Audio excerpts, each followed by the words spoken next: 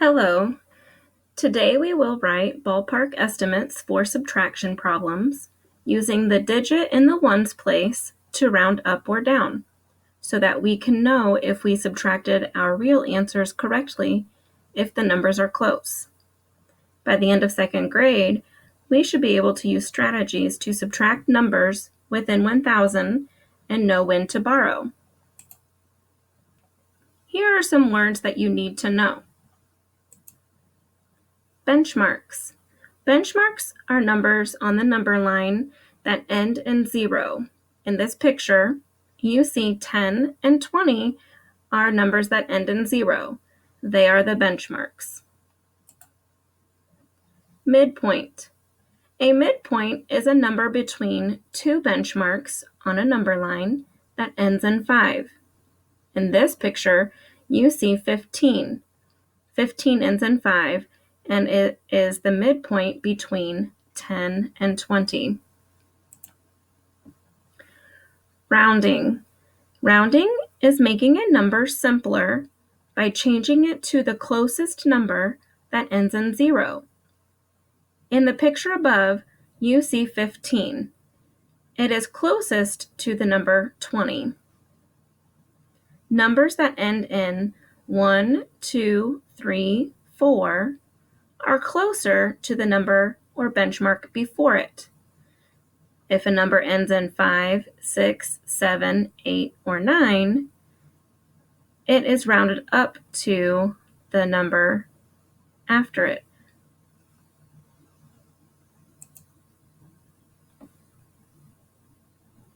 A ballpark estimate is the answer that ends in 0 by adding or subtracting two rounded numbers. For example, the number 20 and 30 are both rounded numbers.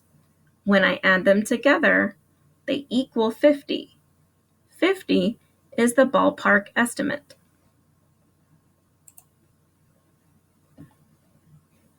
Here is how you can be successful. First, you need to draw open number lines for each number. Next, you need to label the benchmarks, midpoints, and the given numbers on the open number lines. The next step is to round each number to the nearest 10. We will show that by circling the rounded numbers. Some of you previously learned a chant. 4 or less, let it rest. 5 or more, raise the score. So if a number ends in 4 or less, that would be a 1, 2, 3, or 4. You see in the number 114, the 4 is in blue. We're looking at the number in the ones place. 4 or less, we let it rest. That means we round down to the smaller benchmark, and that is why I have circled 110. With the number 86, 86 ends in 6. So if a number is 5 or more, you raise the score. 6 is more than 5. That is why we would round up to the benchmark 90, and I have circled that. The last step is to find the ballpark estimate by subtracting the two rounded numbers we circled. You always start with the bigger number. 110 minus 90 equals 20. 20 is your ballpark estimate. Let's see how this is done. I'm going to follow steps 1 through 3 for the number 45, and I will do them again for the number 22 before I make my ballpark estimate. For the number 45, I need to, number 1, draw an open number line. So I'm going to draw that line beside the number 45. Number 2 says I need to label the benchmarks, midpoint, and the given number. If you remember, a benchmark is a number that ends in 0. So if I think about the number 45, 45 is between 40 and 50. So I'm going to label those two numbers on my number line. The midpoint, or the middle point, would end in a 5. So 45 is right in the middle. This is also my given number, so that is already labeled on the number line. I don't have to write that number again. Step number 3 says to round each number to the nearest 10 and circle the rounded number. Again, my chant, 4 or less, let it rest, 5 or more, raise a score, can help me out. 45 ends in 5, so 5 or more, I'm going to raise a score or round up to the benchmark 50.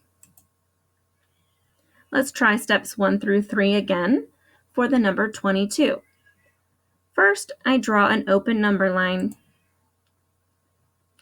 Number 2, I need to label the benchmarks, midpoint, and the given number. 22 is between the benchmarks 20 and 30.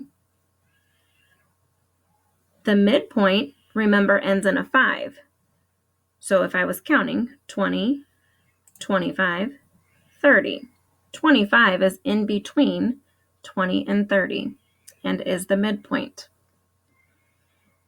Now I also need to label the given number 22. 22, is that before 25 or after 25? Well, it is smaller, so I'm going to put it on the line before 25. Step number 3 says to round each number to the nearest 10 and circle your rounded number. When I look at 22, the last number in the ones place is a 2. It is before the number 25. It is also 4 or less. So that means I will round down to the benchmark 20 and circle 20. My last step is to subtract the 2 rounded numbers I've circled. Remember to start with the bigger number. 50 is first, then 20. So 50 minus 20 equals 30. Let's see another example. Step number 1 is to draw an open number line. I'm going to draw a line beside 153. 153 comes between the benchmarks 150 and 160. So I'm going to label these two numbers or benchmarks on my number line. The number in between is the midpoint, and it ends in a 5. 155 is the midpoint. I also need to label my given number 153. 153. I know 53 is before 55, so 153 is also before 155. Notice the 153 ends in a number 3. So when I round the number to the nearest 10, I'm going to use the number in the ones place. My chant, 4 or less, let it rest, or 5 or more, raise a score, can help me out. I can also use the midpoint to help me figure out if I will round down or round up. Since 153 is before 155, that tells me I will round down to the benchmark 150. The 3 also lets me know I am going to round down because it's less than 4. So I'm going to circle 150. I'm going to do steps 1 through 3 again. I need to draw an open number line for the number 37. I need to, number 2, label the benchmarks. 37 is between 30 and 40. The midpoint would be 35. The given number 37 would be after 35 because it is more. If a number is 5 or more, you raise the score or round up to the next benchmark. 37 ends in 7. 7 is more than 5, so I would raise the score or round up to the benchmark 40. I also know that 37 is after the midpoint 35, which also lets me know I round up to 40. So I'm circling 40. The last step is to subtract the two rounded numbers you circled. Start with a bigger number, 150, and subtract 40. 150 minus 40 equals 110. Let's try one together. What is the first thing you should do for the number 114? Yes, you should draw an open number line. Step number 2 tells you to label 3 things. Yes, you need to label the benchmarks. 114 comes between two numbers. What are the two numbers?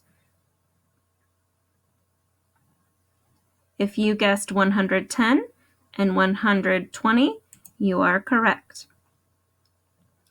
Now think of the number in between 110 and 120 that ends in a 5. That would be your midpoint, 115. The given number 114, where do you think you would put that on this number line? Would you put it before the midpoint, or would you put it after the midpoint? Yes, you should put it before the midpoint. 114 comes before 115. Step number 3 says to round each number to the nearest 10 and circle the rounded number. How do I know which number to circle? You can use your chant over here. 4 or less, let it rest. 5 or more, raise the score. Here it ends in a 4. So 4 or less, we're going to let it rest or round down to the benchmark. The other way to tell is if the number comes before the midpoint, I'm also going to round down to the benchmark 110. Let's follow the same steps for the number 86. What should you do first? Draw your number line. Which two numbers are the benchmarks for the number 86? If you said 80 and 90, you are correct. So you label those on each end. What would be the midpoint for the number 86? If you guessed 85, you answered correctly. 85 is the midpoint. Remember, midpoints always end in 5s. Where would we place 86 on this number line? Is it before the midpoint or is it after the midpoint? Correct, it is after. 86 comes after 85. Now we're ready for step 3 to round each number to the nearest 10. We're going to circle the rounded number. 86 ends in 6. If you like to use the chant, 4 or less, let it rest, 5 or more, raise the score, you may. 6 is more than 5, so we would raise the score up to the benchmark, 90. What is the other way that you could tell how to round 86? Yes, by using your midpoint. 85 is our midpoint. Since 86 comes after the midpoint, that means we are going to raise the score or round up to 90. Now that we've circled both of these numbers, we're ready to do the final step. Subtract the two rounded numbers. If you need to pause the video to figure this answer, you may. 110 minus 90 equals 20. Did you get the correct answer? Good.